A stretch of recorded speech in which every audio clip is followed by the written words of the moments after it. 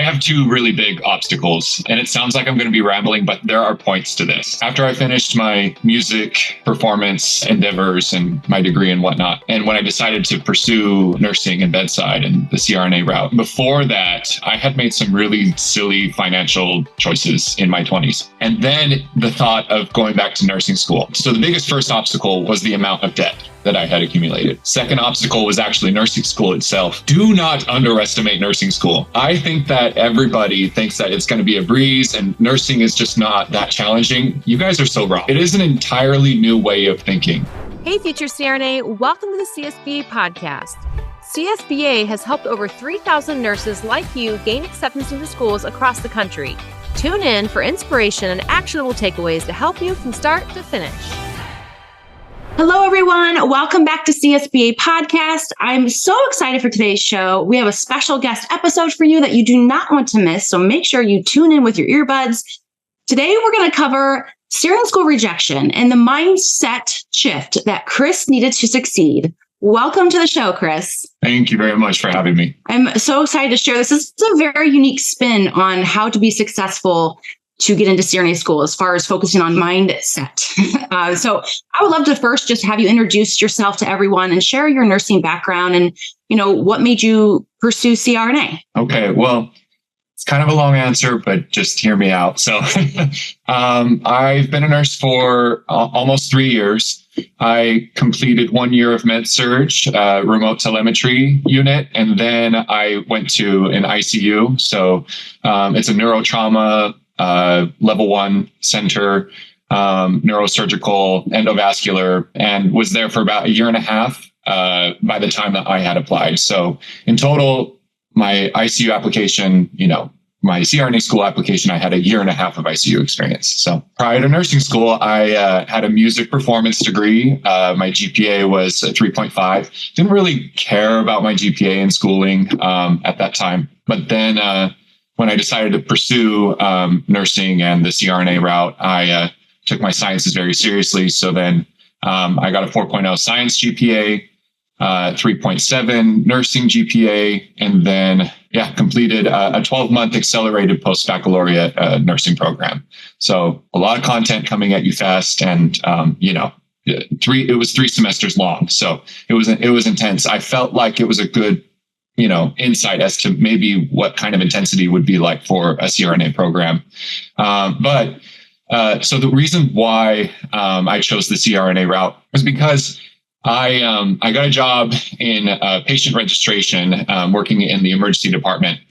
And so it was also a level 1 trauma center. And I witnessed all of the horrible things that happen in people's lives, right? So strokes, cardiac arrests, motor vehicle collisions, and this was adult and pediatric too. So you would hear code blues, pediatrics, and you would assume that it's a child drowning. And I mean, it's just the things that you see that are brought in by the paramedics. It really made an impact on me. So my initial intention with this patient registration job was to learn more about the healthcare management of things. I wanted to become like a chief financial officer of the hospital. But then as I was registering patients in the trauma bays, I just felt this calling, this tug of, I think I need to be like at bedside.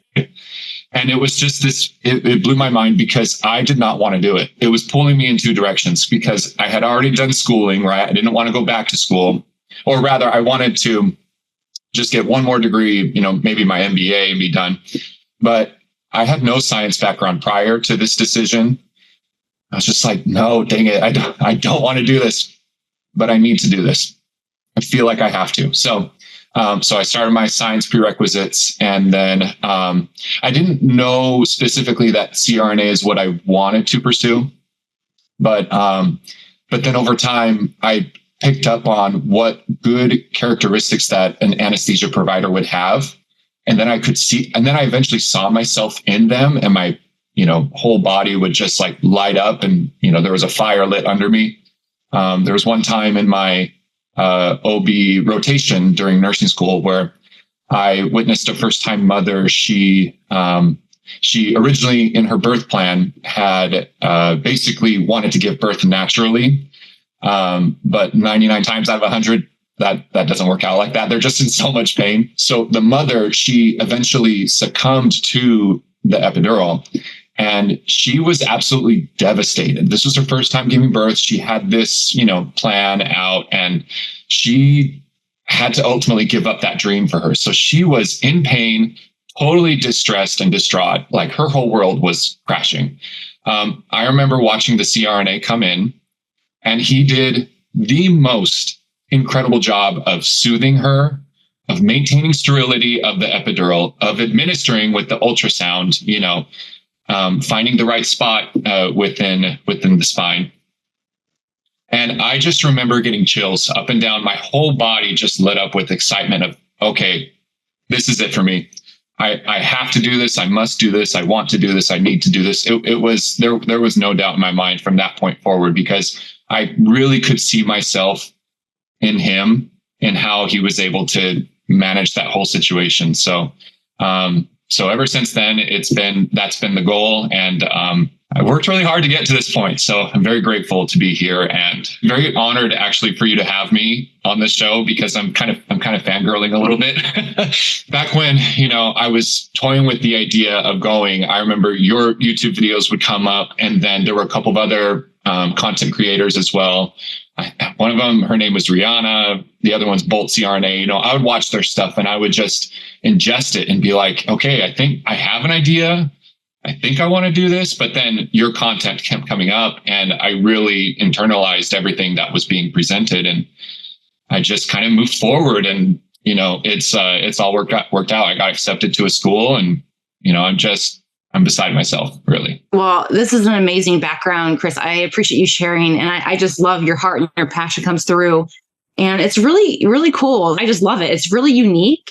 And, you saw that characteristic. And, it seems to me that characteristic to you is being that person that can create relief, can, soothe pain, can, take away someone's anxiety, can, turn what can be a really ugly situation into a more enjoyable, relaxing, pain-free experience for the patient, which sounds to me like kind of what really drew you into the anesthesia realm, because you had that compassion for patients and wanted to ease their suffering. So I think that's amazing. And I love that about you. I encourage those listening who are just kind of exploring this career path, similar to kind of what Chris did, just start exploring the medical realm. Maybe you don't know exactly what you want to do, but the only way to really find out is to put yourself in those situations where you're exposed.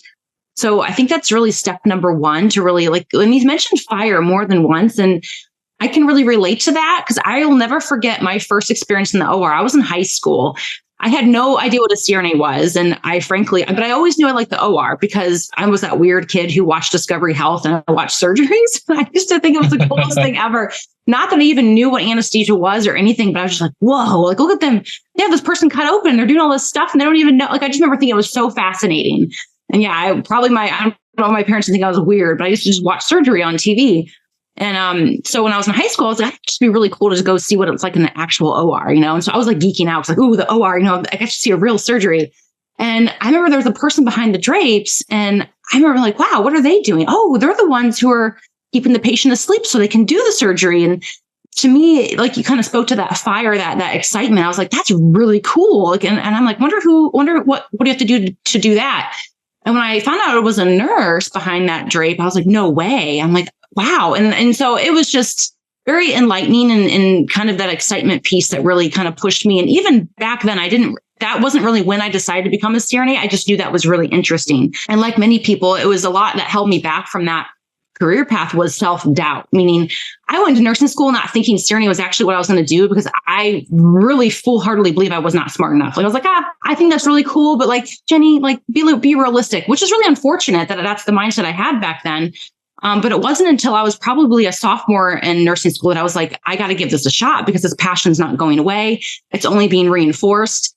And I have to go for it. And that's when I really think I hit the gas pedal, where I was like, I'm going to give it my all. And luckily it worked out, not without failure. But yeah, I love that. And then you have faced failure. And I equally wanted to back up a little bit. You mentioned a 4.0 science GPA, 3.7 accelerated BSN. that's impressive, like really impressive, especially considering you were not a science background and yet you still face rejection. So not that I want to like make that seem like a disheartening statistic to everybody, but I equally want to reinsure that a lot of people think like if they don't have those GPA or if they, are starting kind of behind the eight ball, they have less chance. And really, you guys, the interview is such a pivotal point of your acceptance that even great candidates with great flying colors, applications, GPAs, you can still face rejection. So I guess I want to paint the picture of don't go into the interview feeling secure just because you have a great academic background. The interview is really challenging. And what else did the characteristics. I was curious to ask you, were there any other specific characteristics that you identified with outside of, the compassion for patients and really wanted to be that person to kind of care for them? Yeah, absolutely. There were three primary things. For me, it was patient advocacy and the compassion portion. How do you win somebody over in such a short amount of time to gain their trust? I kind of, I like people in general. So I knew that was something that I could be good at. This person's very vulnerable, right? And me with my music performance background, when you're on stage, you're the vulnerable one. But I recognize vulnerability very quickly because of my performance background. And so I think there was an element of that. So patient advocacy and compassion for sure was the first one. The second is I'm fascinated by working with my hands. And I picked up learning IV ultrasound in the ICU. And I learned it very quickly. And I actually attribute that to being a piano player for my entire life. And, by my third insertion, I was like a pro and, everybody was asking me to start IVs. And CRNAs, I think, are also very steady and very good with their hands. They have that mind-muscle connection, the fine motor technique that it takes to, stabilize whatever, intervention they're doing.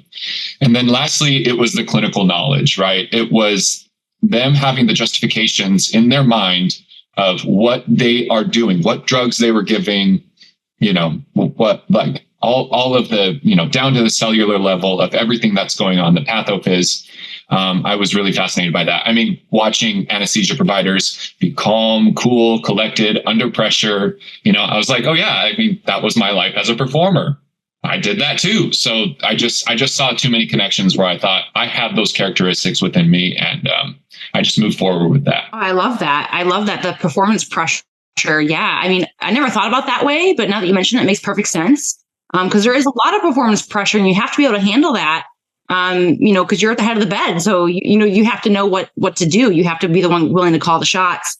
And, I love that you mentioned clinical knowledge. It's funny, when I was asked why CRNA, that was one of the first things that came to mind was I loved pathophysiology, pharmacology, and how that plays into surgery. I love, hemodynamics and it's almost like you get to be kind of a little bit of a scientist, the mad scientist behind the drapes. You get to utilize your knowledge, both, with pharmacology, pathophysiology, and the surgical process and patient comorbidities and such, to really make the smoothest surgery and outcome for the patient. And it's really gratifying. It's like a puzzle. And it's different for every patient, even if it's the same case, which I find very mentally stimulating in a good way.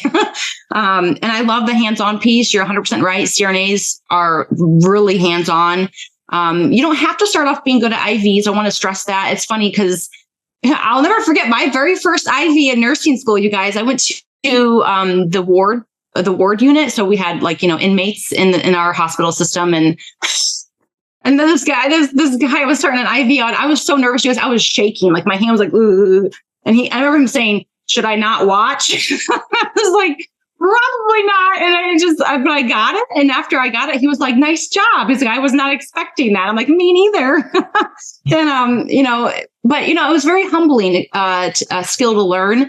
And kind of what I did to kind of get better at it when I worked in the ICU, and I worked in the medical ICU. So we would do central line holidays, which I know not all ICUs do, because you don't typically, this MICU is obviously big on sepsis.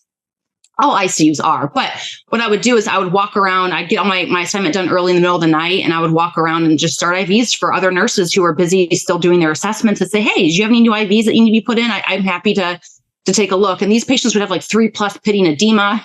They'd be really hard IV starts.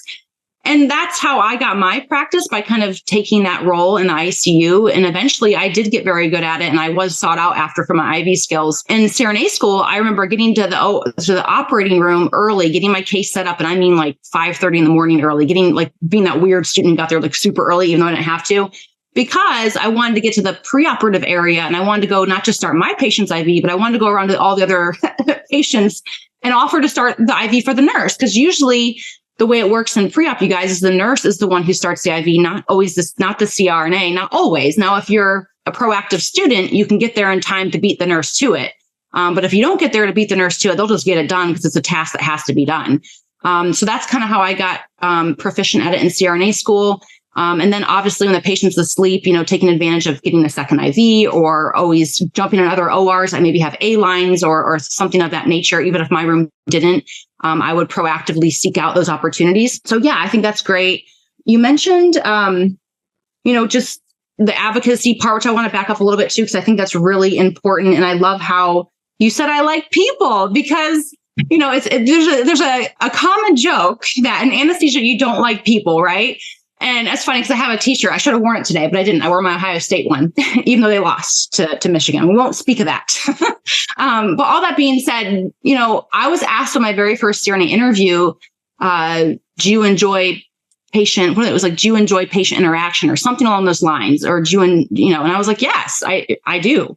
And they're like, well, are you going to have a problem with being an anesthesia provider because you're all intubated and sedated and asleep? I'm like, and I was kind of caught off guard because to me, that just didn't, I was like, well, I'm used to working in a medical ICU with intubated, sedated patients. Doesn't change the fact that I like people, and not that don't get me wrong, just like everybody, people can annoy me too. I'm human.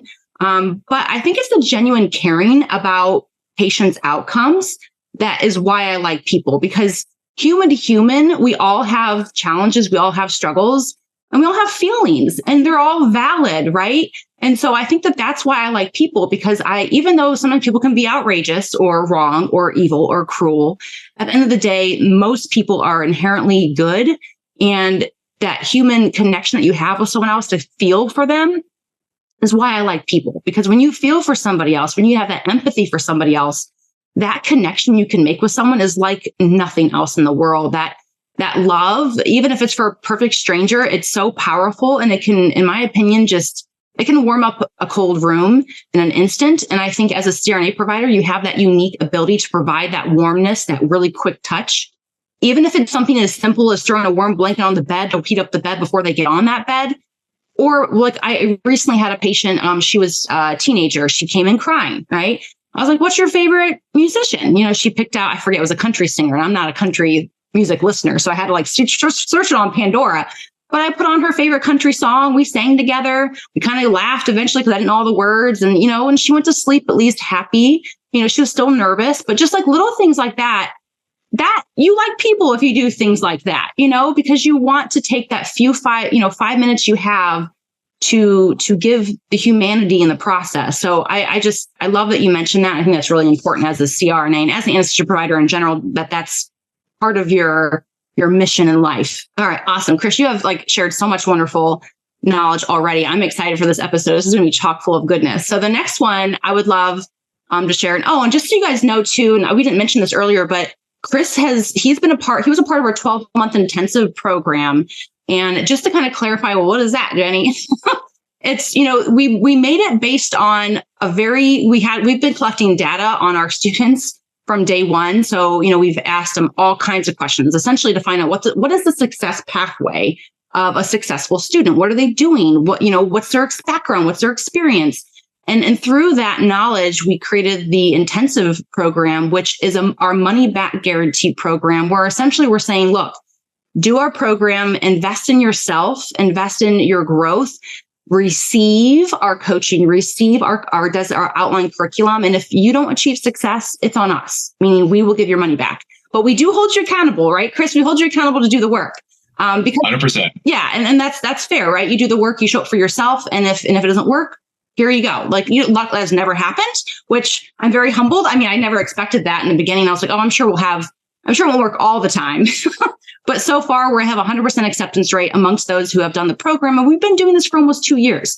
So I think that just shows the power of mentorship, the power of coaching, if you're willing to pour into yourself, you really can achieve wonderful things. And we're going to get into this really interesting topic next because, as we kind of spoke to earlier, Chris did face rejections, and other 12-month intensive students have faced rejections. They have all gone on to get accepted, but let's kind of go into what would you say was like your biggest obstacle or challenge in your journey to become a CRNA? That's a great question. I have two really big obstacles. And it sounds like I'm going to be rambling, but there are points to this. So the biggest obstacle for me in becoming a CRNA. So after I finished my music performance endeavors and my degree and whatnot, and when I decided to pursue nursing and bedside and the CRNA route, before that, I had made some really silly financial choices in my 20s. And I had basically accumulated some debt that I did not recognize that would actually harm my financial future until I saw the numbers.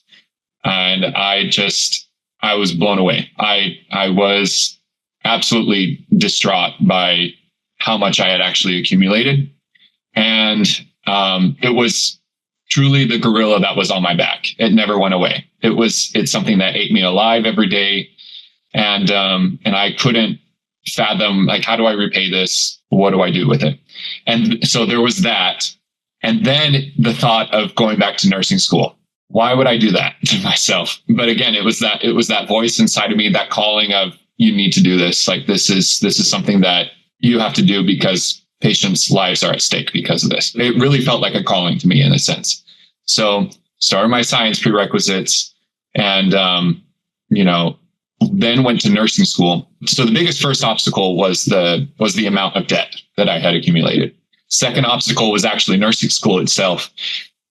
Do not underestimate nursing school. I think that everybody thinks that it's going to be a breeze and nursing is just not, that challenging. You guys are so wrong. If you haven't gone to nursing school, it is an entirely new way of thinking. There are questions like, what does the nurse do first? What does the nurse do next? What is the best option for this answer? Those are three entirely different answers. You think that it's the same? No, that you could give in a scenario with different questions and it's three different answers, or the select all that applies. The hardest exams I had in my entire life were from nursing school. So nursing school itself, academically speaking, you're keeping up with, the exams, your clinicals, your labs, your simulations, your care plans, your medication cards, whatever your school's focus is, there's a lot to juggle. So you have to really manage your time and really pivot your focus in how you study, because the way that you studied before, it's not going to work in nursing school, most likely, or maybe it will. I don't know. Some students, I guess, really did a good job of, pivoting, what made it work for them. So that hopefully that paints a picture of what my program was like. And I had some big life circumstances that took place outside of my program. At that time, it first started out with food poisoning. And basically there was 3 days of me feeling ill and, having to continue to study and go through that. I couldn't push back, any exams for that. And then shortly after that, my close friend who I happened to be living with at the time, he passed away in a terrible car accident. And, there was my grief, there was his family's grief, having to, deal with what do we do with his stuff? What's the funeral? It was all of us living in this one house together. And, my whole world was just upside down from that point. Then 3 weeks after that, my landlord decides to sell the house. I lost my housing. And this was like 2021. So COVID housing, the prices actually affected my area. The housing prices skyrocketed. And so, the landlord was like, I'm just going to make a quick buck and just sell the house. So had to find new housing. And then shortly after that, as I was moving my stuff to my new place, I got in my own car accident where somebody came out in front of me and I T-boned them. I had the right of way and it was a young 20-something-year-old, and he took fault for it. But, it was the major inconvenience of, okay, my car's got to be in the shop and, insurance and blah, blah, blah. Then my tooth filling fell out shortly after that. And I go to the dentist, and it turns out I had an abscess that had developed on one of my teeth from a root canal done there previously. And it was like, I had some gum degeneration. So there were multiple dentist trips. My laptop died in the middle of class, and laptops were essential for taking exams. And, we had to take them in person, but everybody had their own laptop that they provided. And then the straw that broke the camel's back for me was shortly after that, I went to Chick-fil-A, and I got, some fries and nuggets, and I went outside to eat it, and I had 2 fries, and then this big gush of wind knocked over all of my food, and it all fell to the ground. And I just sat there. I was like, okay, this is a simulation. Somebody is messing with me. What do I do? And then, so this Chick-fil-A worker comes up, and he's like, oh, let me get that for you. So he cleans it up, throws it in the trash, and then walks inside. And I just for a minute there gave him the opportunity to like, maybe, well, let me get you a new order, try to make it right or whatever. He never came back. And I just accepted it. I surrendered a whole mind, body, spirit of like, okay, I'm done. that was kind of it for me. And I just remember leaving. I didn't even go back in and like got a second meal. I just laughed it off. There was just a series of unfortunate events that took place that, mind you, dealing with all of that outside of nursing school, and then having to, deal with nursing school itself. Every minute mattered. And, I had incredible people along the way help me. And I had a professor, she was really the one who kind of turned my mindset and my attitude around when all of this was happening. She was somebody who I could trust because I knew her background a lot, and she had a tough upbringing. And so I wrote her an email, and I said, my original intention to reach out to her was to see if I could push back an exam, because I think this was like after my car accident or whatever. So then she calls me, and she's like, tell me what's going on in your life. So I tell her everything. And then she said, okay, let's look at all of these things that have happened, and let's think about the positives. What are the positives from every situation? And I was pretty perplexed by that, because I didn't think that was the direction that she was going to go in. Thought she was going to push back my exam, have some sympathy on me. But she was like, no, okay, let's list out, like, tell me about your roommate. What were the positive things about him? Tell me about losing your housing. What do you like about your new place? We went one by one through each situation. And I started to feel better and started to have this mindset shift of like, okay, I can, like, the attitude and, the perspective that it took to move forward. She really changed it for me. So ever since then, that's kind of the mindset that I developed in facing certain obstacles and facing all of my obstacles. So she gave me that advice, and then things continued to happen. Even towards the end of the, nursing school, I started dating a girl, and then that like backfired. There were so many things that could have derailed me. I really thought I would have had to fail. I thought I was going to have to like push back another year, but she didn't push back my exam. She said, you can do this. You really can do this. Just move forward, come up with a plan. And then I ended up getting an A on her exam. And this was truly just mind-boggling to me. It was a very challenging exam. And, pediatrics is no joke. You have the different age ranges and all of the different vitals and lab values that you have to remember for each specific age and developmental stage. But I'm so thankful for her for giving me the opportunity to step up and to be my best self in the face of everything that had been going on in my life. So graduate nursing school, get a job in the hospital. And now I have this big accumulation of debt. What do I do with that? So I ended up working I ended up moving into a buddy's house. This is the ghetto. This is not a nice neighborhood, but it's cheap rent. My primary goal was then just to pay off all my debt. And I ended up getting a second job and just worked 5-6 days a week. And anything extra just went to all the debt. Eventually paid it off in it was like 19 months, 20 months. And it was the freedom. It was the peace of mind. Like I felt like I gained my conscience back. And so, that had been weighing on me for about 7 or 8 years. And to me, it was all worth it. I kept telling myself that my future self is going to thank my past self. And especially now that I've been accepted to a CRNA program, that is the truest thing that is in my life right now. And I would say if you have any obstacles that you are facing right now, just know that you can do it. Take it one day at a time and make a plan and stick to that plan and do what is right for you. I probably could have, gone straight to the ICU and, probably applied to CRNA schools earlier, but I had this debt that I wanted to get rid of. I wanted to take care of that first. And I wasn't ready for ICU.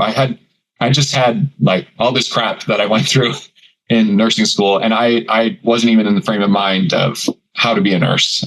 That's why I needed that med-surg telemetry experience. But I'm so grateful to get to this point in my life and so thankful for the program like yours, because it really gave me a roadmap. It gave me kind of like a step-by-step process of, okay, these are things that you need to do. Here's what to expect.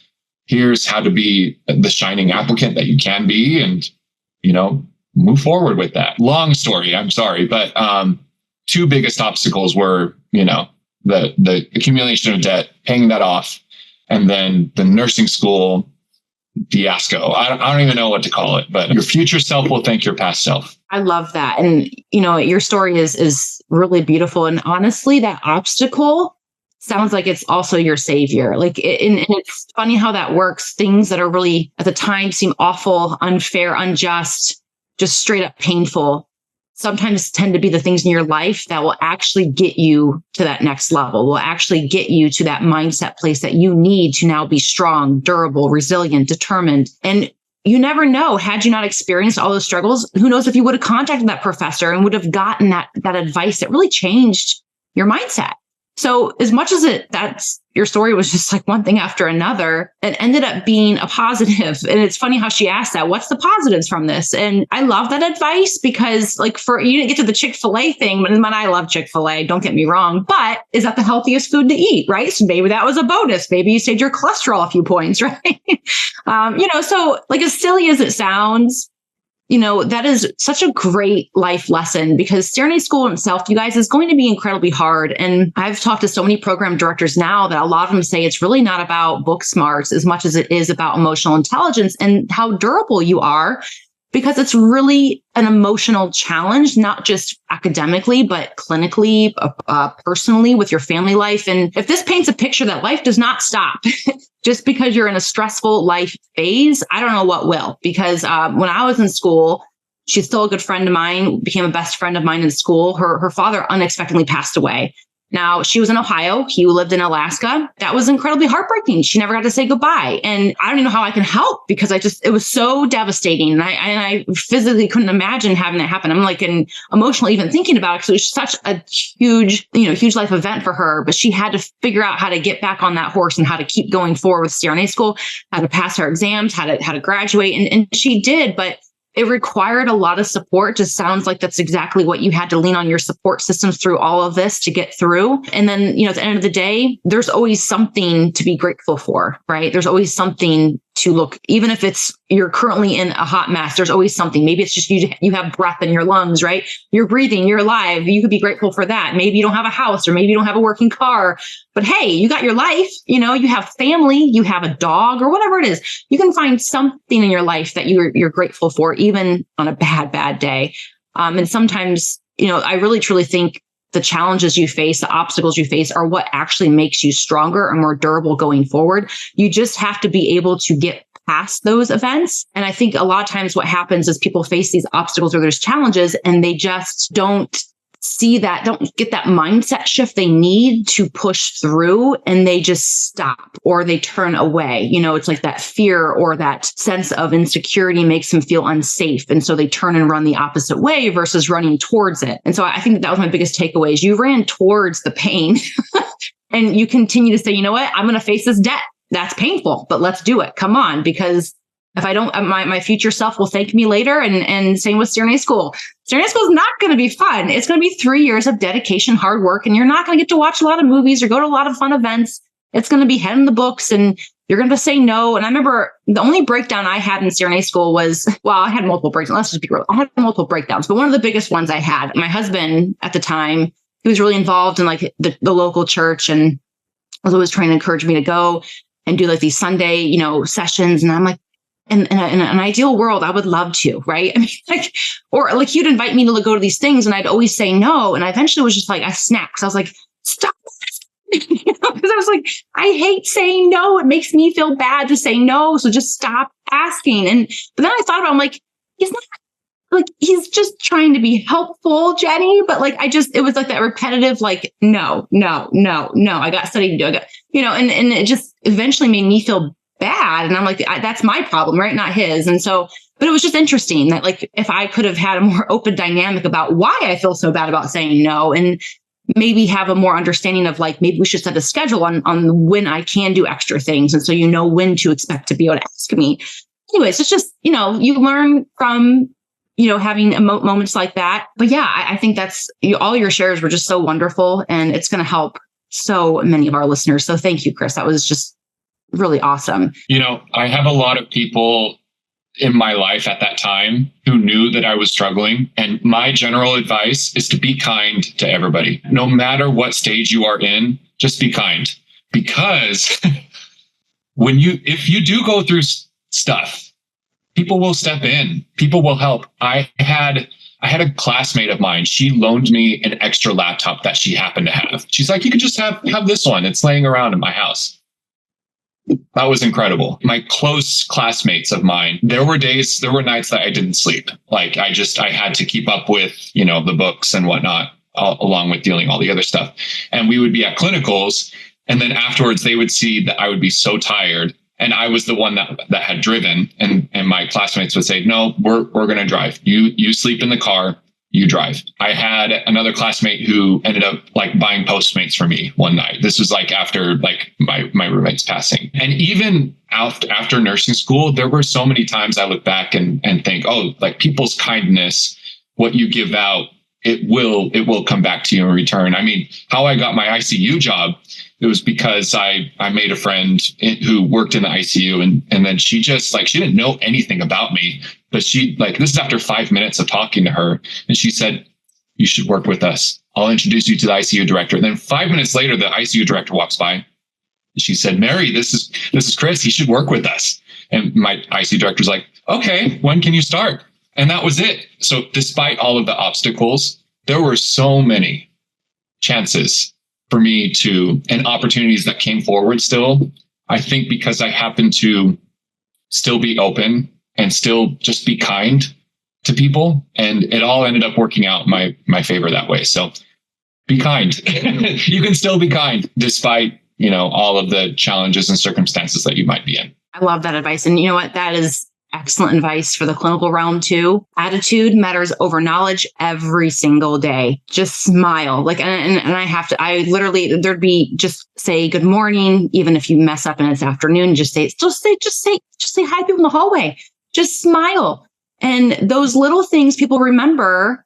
You don't have to be very chit-chatty or talkative or have the most impressive thoughts. I mean, I sure as heck don't. I'm usually very quiet, but I smile and I say hello to people every time I walk by them. Even if they don't always hear me and keep walking, I'm like, that's okay. They didn't hear me. It's cool. I'll just keep saying hi. So I think that's great advice. Be kind. You never know what impact it's going to make on someone else's day. So I think that's great. And people will always lend a helping hand to someone who's ever been kind to them.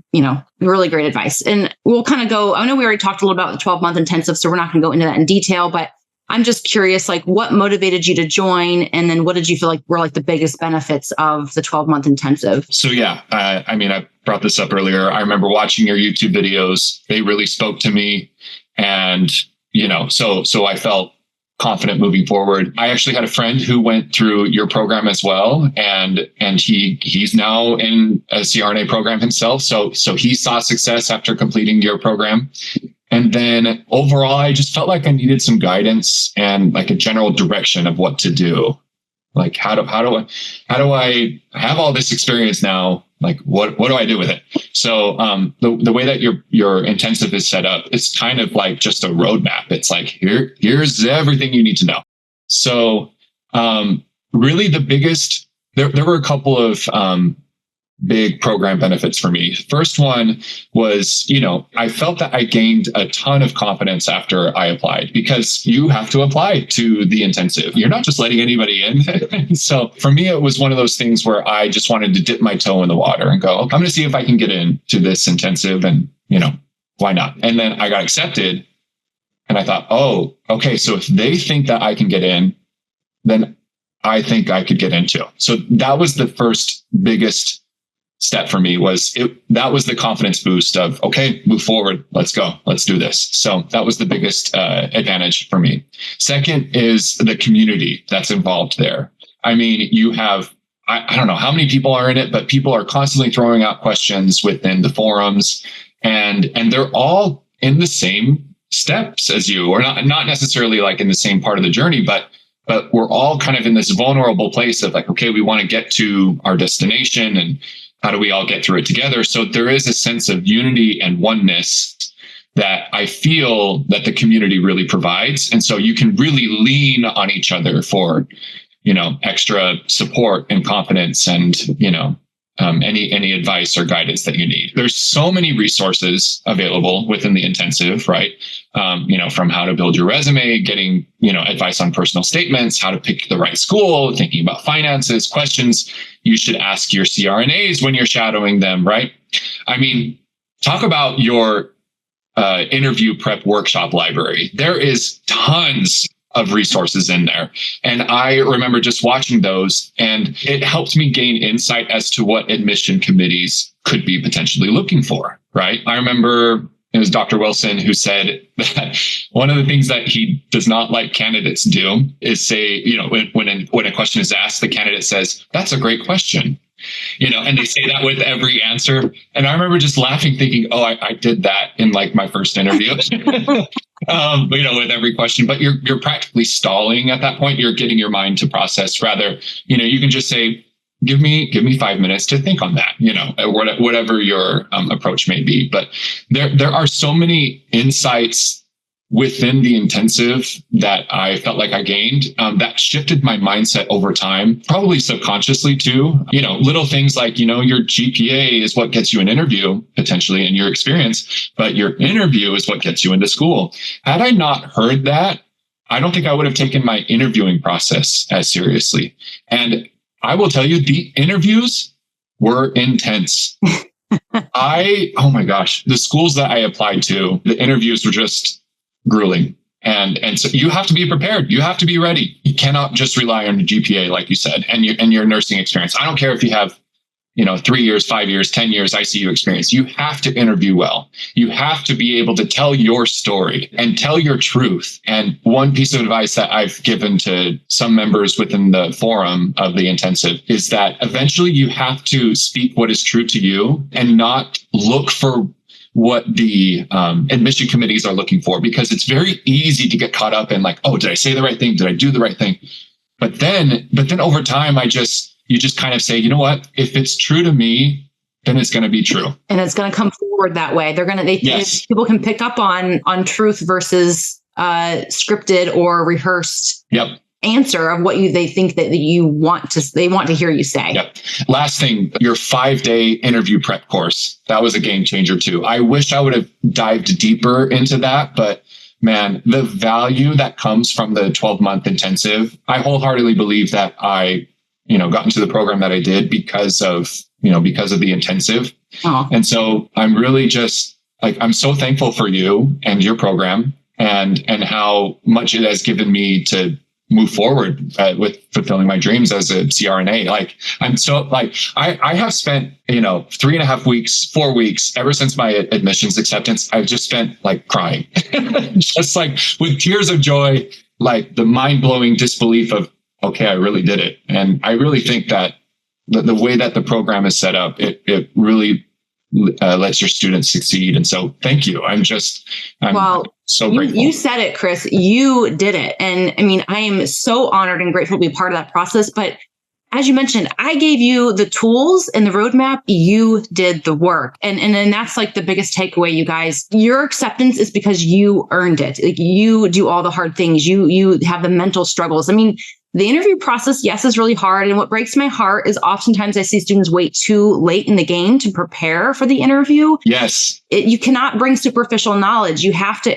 develop understanding. And that understanding does not happen in a week or 2 or a month. It happens over a period of 6 or 7 or 8 months of really thinking about how you understand your knowledge as it relates to being an ICU nurse. And so I love that you shared that. That's real, honest feedback, to just not wait, not delay. I know it's overwhelming, right? Because you're doing a lot of things at once, and that is no joke. I feel for everybody, because you're like, well, I'm taking a class, I'm taking this. I'm like, I know, but you still need to be studying for your interview. And it's not that you have to like spend hours every day ahead in a book. It's just learn something new on your unit that day. Wikipedia something, learn a new drug, learn a new pathophysiology process, just one thing. And that one thing will compound over time. That's the best way. And I'm so grateful that our tools have really helped, and you learn some nuggets. It's funny.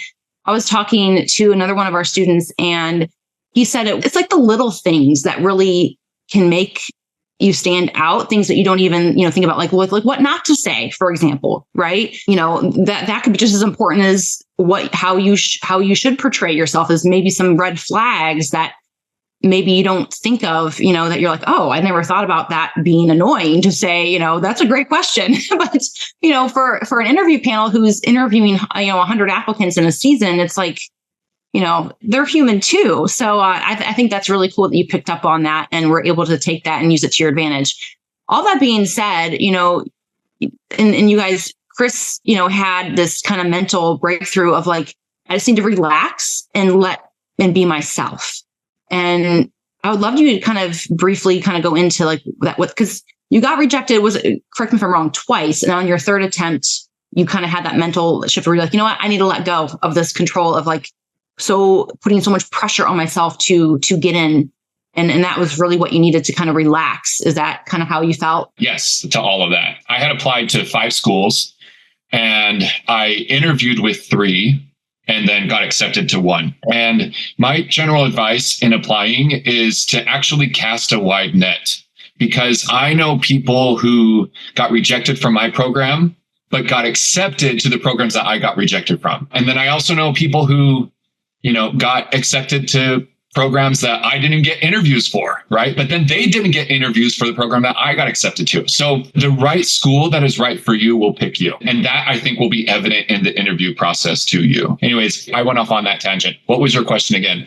Oh, it's okay. Yeah, no, I mean, I think it was just kind of that mental shift you had on the third interview that you think really made a difference. Right. So yeah, interviewed with 3 schools. The first interview, I had a lot of butterflies, a lot of nerves. I was initially told that it was going to be a personality fit interview, but instead it turned out to be a strictly clinical question kind of interview. And I was prepared. And that is actually great advice that I can give you as well. If you think that you have an idea of what your school's interview style is going to be, still go in prepared with emotional intelligence, personality questions, clinical questions. Be prepared for anything. And so that first interview for me was totally opposite of what I had been told prior. And you have to ultimately respect, the way that they interview as well. So yeah, my first interview, it went well. I felt like I performed well, but there were just some things that I felt like I knew I could improve on and critique. And this is also helpful background, I think. I did 3 mock interviews total.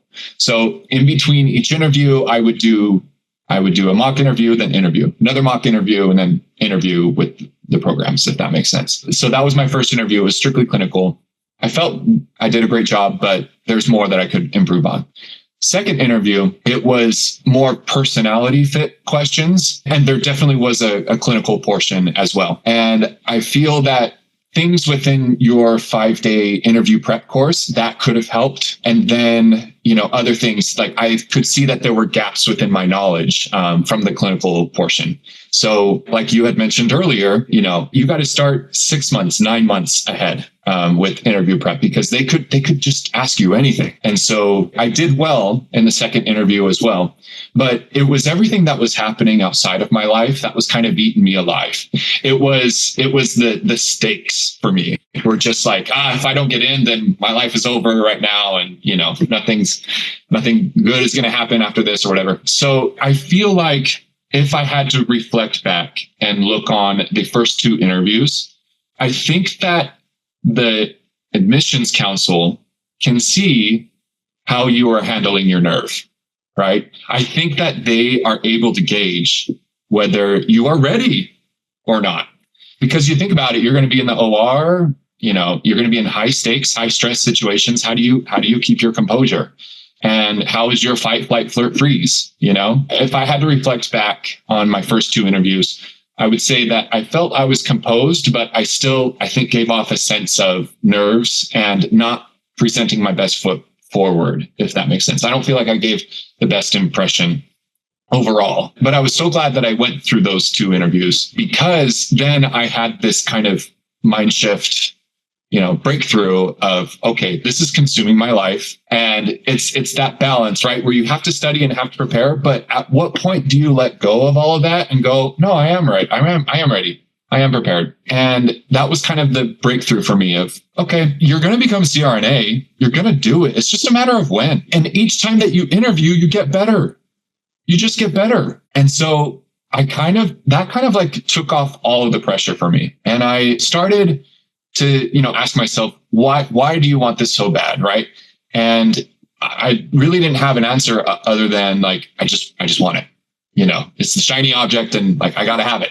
I think that's very human to feel that way, but I didn't have a good answer. So I was like, okay, well, you basically need to like have things to look forward to in your life. You need to go live your life then. What are some things that you can look forward to, if you don't get accepted? So then in a way that actually also helped me too, because I started to plan my life of like, okay, what are you going to do the next year? What trips are you going to go on? What are you going to do with your friends? What places are you going to go see? What skills are you going to improve on? What new music can I play with my piano? And that actually got me excited of like, maybe I'm not supposed to be in CRNA school right now, and that would be okay. My life would be exciting and fulfilling without it. And I don't know why, but I think that was the mind shift that really helped me in my third interview, because I just kind of surrendered and I said, whatever is meant to be for me is going to be meant to be for me. And this pressure that I'm feeling is a privilege. I actually stole that from tennis, Billie Jean King. She's a tennis legend. She kind of coined that term of, when 2 tennis stars are battling it out at the US Open, Australian Open, whatever, a lot of tennis players reference that. And so I kind of just went in with that mindset of pressure is a privilege. Whatever is meant to be for me is meant to be for me. And that made all the difference.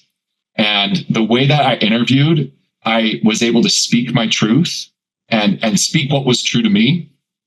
And even if my answers weren't 100% like I didn't nail every single answer, I still walked away feeling like they got an essence of me, of my character, of my resilience, my grit. And I will also say that with this third interview, they asked all the right questions that pertained to me.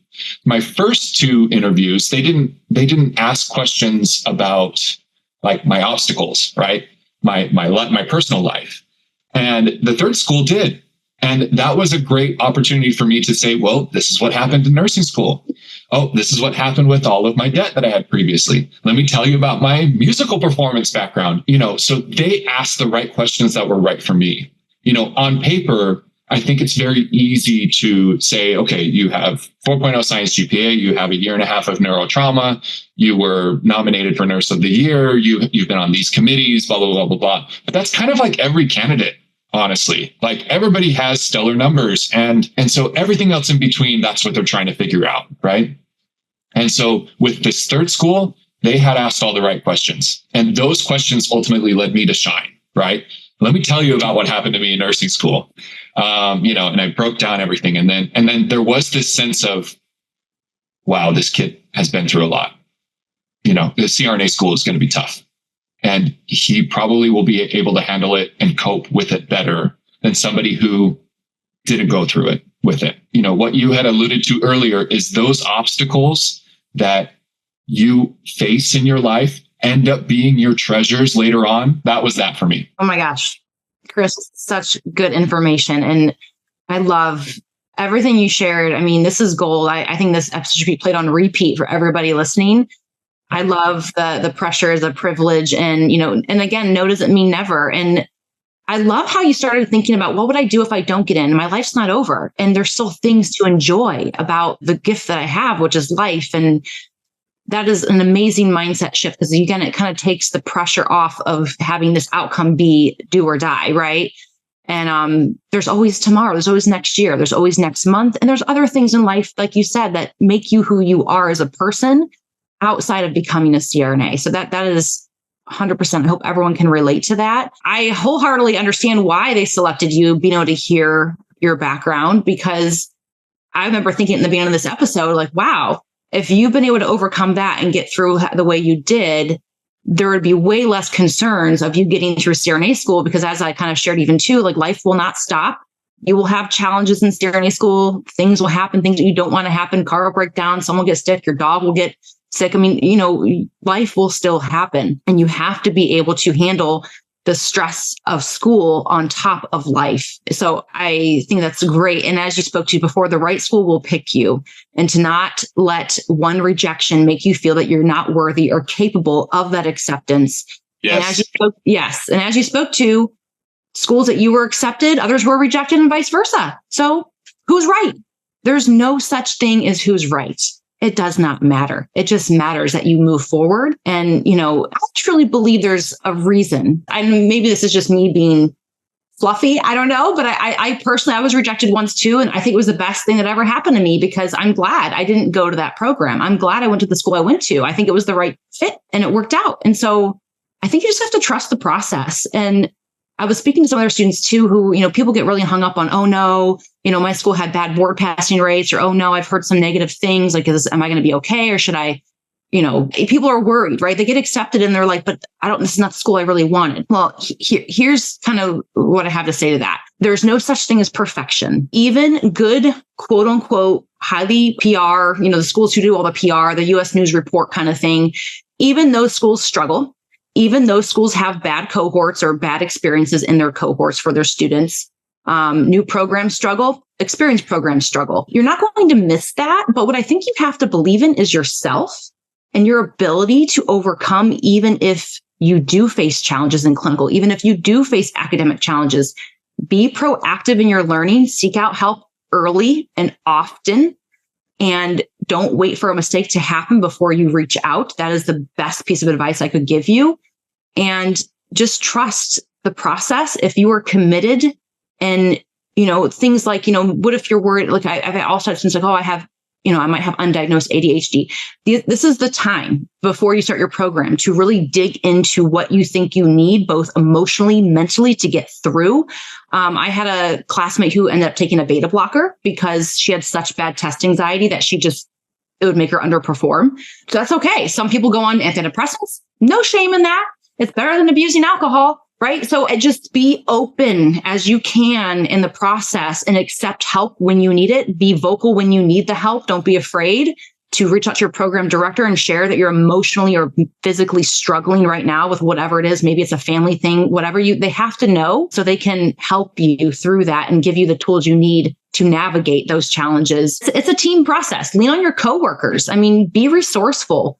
Your success is in your hands at the end of the day, which means you have to be willing to seek help if and when you need it. So I think your shares are just so helpful, Chris, and I appreciate you doing this episode. It's so wonderful. I don't think I really even asked you the next question, because the next question was steps you took to stand out. You can always tell me what you think you did, but I personally believe what made you stand out is just you and your background, your story, your resilience. At the end of the day, a program, and again, the fact that you were rejected and you're a great academic student, it's not academics. They picked you. And so to me, worrying about getting extra certifications or shadow experience, it's not important if you don't focus on you. So they're picking you. They're not necessarily always picking all the things you've done academically or clinically. So, but yeah, I mean, that is the next question. So I don't know how you had planned on tackling that one.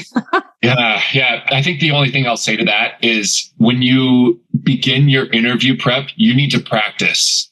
You got to practice. I approached it as learning a piano piece, right? That I am dissecting measure by measure what I'm going to, perform, right? It was this balance of picking a script, but without sounding scripted, right? And for me, it is actually really easy for you to ramble. You only have like 20 minutes with them.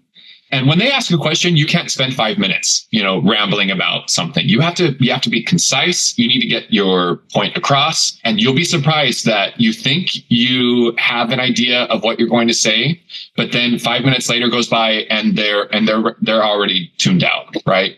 So my advice is to practice recording yourself and do mock interviews, and you'll get the direct feedback as to what you need to do. But practice. Just get in the rhythm of realizing what's true to you, because you have an idea of what it is in your head, but it isn't until you get it out, it won't shine through. So that would really be my only thing is you need to practice, and you need to trust that process of practicing. Yes. I often reflect to it as you can rehearse it in your mind all you want, but if you don't have that muscle memory, you'll get like that cat got your tongue kind of sensation where you're like, Yep. So clearly in my brain.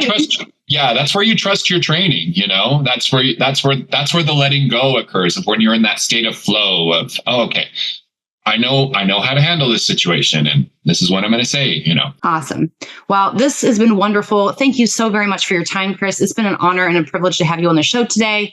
And I know our listeners feel the same. So we are excited and rooting you on in your CRNA journey. I look forward to staying in touch.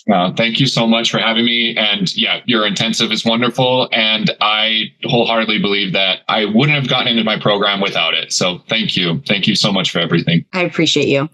Thank you for tuning in. Be sure to head over to CRNASchoolPrepAcademy.com to gather free resources to help you on your CRNA journey. Stay strong. We're rooting for you, future CRNA.